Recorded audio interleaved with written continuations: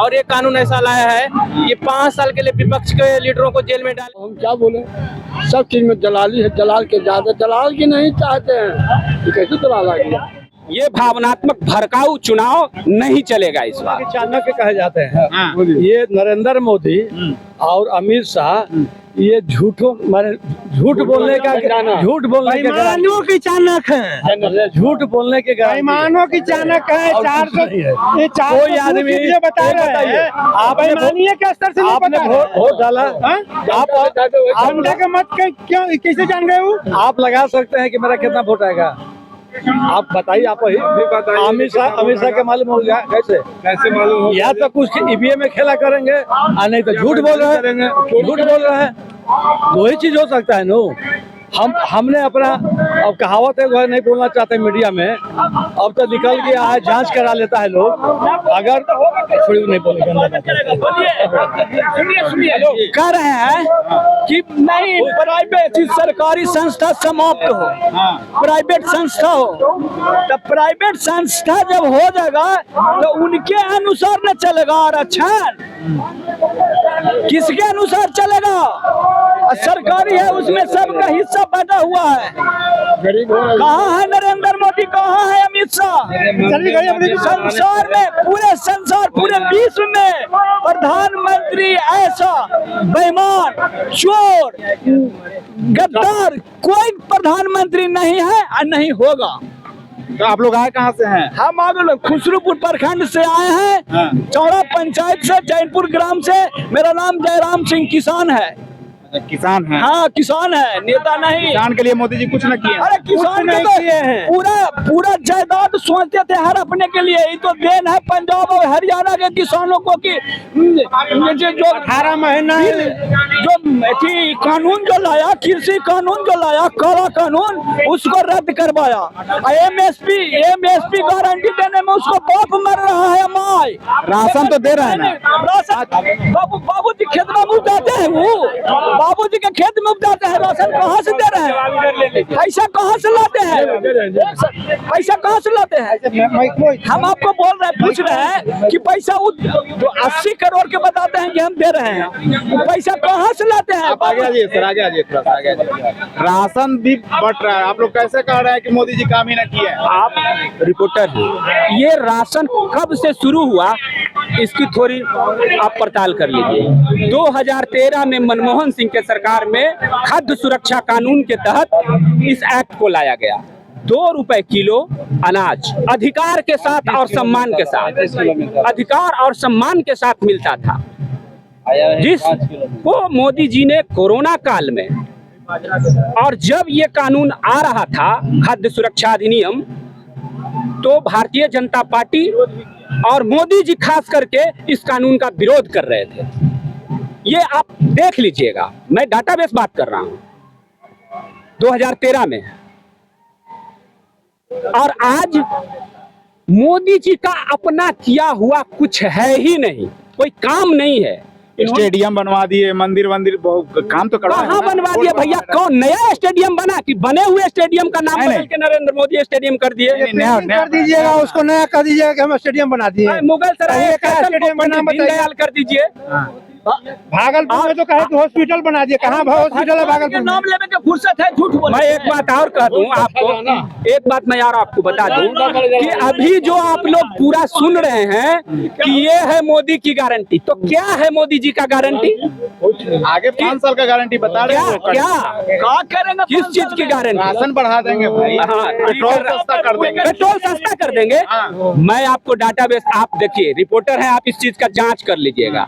जब हम लोगों को 60 रुपए पेट्रोल मिल रहा था, तो इंटरनेशनल मार्केट में $125 प्रति बैरल का कीमत था, तो हम लोगों को 60 रुपए मिला।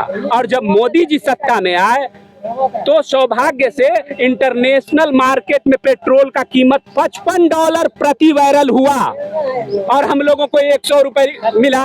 तो कै गुना महंगा मिला, इसका आप आकलन कर लीजिए। पूरे विश्व में छवि तो देश का बढ़ गया ना। लोग कहते हैं बीजेपी वाले लोग कि देश का छवि पूरे विश्व में बढ़ गया मोदी जी के आने के बाद। हाँ, ये कहते हैं, हुआ नहीं है। बीजेपी हम भी तो, अगर हम कहते हैं कि देश की छवि बर्बाद हुई है, तो जो वो कहते हैं, बीजेपी वाले कहते हैं, उसको आप पूछते हैं, और हम जो कहते हैं उस सवाल आप क्यों नहीं पूछते? हम लोग भी पूछते हैं। आप पूछिए।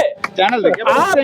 आपका काम है जनता के सवाल को पूछना, और सवाल सरकार से होना चाहिए, सवाल विपक्ष से नहीं होना चाहिए। आप लोग बेईमानी नहीं, अगर जैसे 40 साल भी तो कांग्रेस रही ना, बिल्कुल रही, ठीक है, वो तो अभी बीजेपी 10 साल ही रह रही है। 10 साल ही है ना, 10 साल से, अभी उसका तीसरा ये टर्म है। तो इतने दिन में क्यों इतना परेशानी होने लगा? संविधान चेंज कर देंगे, क्या संविधान में वो चेंज करेंगे? 10 साल में तो किए नहीं, 5 साल में क्या संविधान चेंज कर देंगे? अब आप सुन लीजिए, 40 साल जो आप कहते हैं कांग्रेस रही, तो मैं तो आपको बात करता हूँ 1947 से 52 के बीच की, जब देश में नेशनल गवर्नमेंट का गठन हुआ, राष्ट्रीय सरकार चली, और 1952 में पहली बार चुनाव हुआ इस देश में। और जब उस समय इस देश में संसाधन नहीं था, और पूरी दुनिया के जो बड़े बड़े राष्ट्र थे, धनाढ्य राष्ट्र, उसका यह प्रेडिक्शन था, आकलन था कि भारत एक लोकतांत्रिक देश के रूप में उभर नहीं पाएगा। नेहरू जी और कांग्रेस का देन है कि आज दुनिया के महान लोकतांत्रिक देशों में भारत को गिना जाता है। और मोदी जी ने क्या किया? कर रहे हैं। मोदी जी ने क्या किया? तो आज कहते हैं कि भारत का डंका बज रहा है। नहीं, भारत का डंका फट चुका है विदेशों में। इसका आप स्पष्ट लीजिए जवाब। हमारा देश का मीडिया स्वतंत्रता का रैंकिंग कितना है? फ्रीडम इंडेक्स में हमारे देश की मीडिया की सूची कहाँ है? 170 देशों के लिस्ट में 146वें स्थान पर। 161 है सर, न्यू सर्वे के अनुसार। न्यू सर्वे के अनुसार 61। अभी एक साल पहले का 140 था, अभी 161 है। पूरे दुनिया में हंगर इंडेक्स, जब कांग्रेस के समय में हम 20 से 30 में थे, आज 105वें नंबर पर, 110वें नंबर पर है। बेरोजगारी 45 सालों में कांग्रेस के समय से लेके आज तक इतना बेरोजगारी दर नहीं रहा। उसके बाद आज तक देश के इतिहास में कोई भी प्रधानमंत्री बने, इवन बहुत कम समय के लिए चंद्रशेखर बने, उन्होंने भी 2 पीएसयू का गठन किया। और हमारे पहले प्रधानमंत्री हैं जो डंका बजा रहे हैं, इन्होंने 48 पीएसयू को बेच दिया और एक भी पीएसयू का गठन नहीं किया।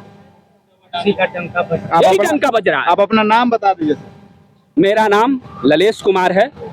मैं पटना सदर प्रखंड के कोठिया ग्राम से आया हूँ।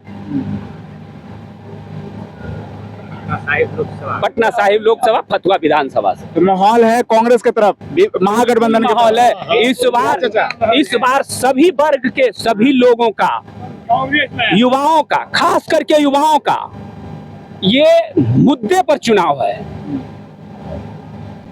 ये भावनात्मक भड़काऊ चुनाव नहीं चलेगा इस बार मुद्दे की बात होगी और चुनाव मुद्दे पर आधारित होगा और इंडिया गठबंधन का सरकार। तो कौन सा मुद्दा है आपके लिए? वोट देने जाइएगा तो क्या सोचकर दीजिएगा वोट? कांग्रेस के देंगे। नहीं, कहा दीजिएगा कांग्रेस को भाई? बेटा को नौकरी मिलेगा। बेटा की नौकरी मिलेगा। बेटा की जो है बुढ़ा ढो करके मजदूरी करके बेटा के पढ़ाए। मोदी जी 10 वर्ष में कहा कि वही की इनके मुंह में जावा लगवा दें। 5 किलो अनाज दिन से 4 किलो अनाज मिला है, 1 किलो वो भी गायब है। 2 साल लॉकडाउन लगा, दिन तक कहते हैं कि अनाज दे दिए। अब बाकी मोदी जी नहीं दिए, ये आप जान ले। बाकी नहीं दिया, अभी ने बताया। 9%। मेडिकल कार्ड भी 5 लाख का बन रहा है। कुछ नहीं, सब दलाल ज्यादा खुलल है।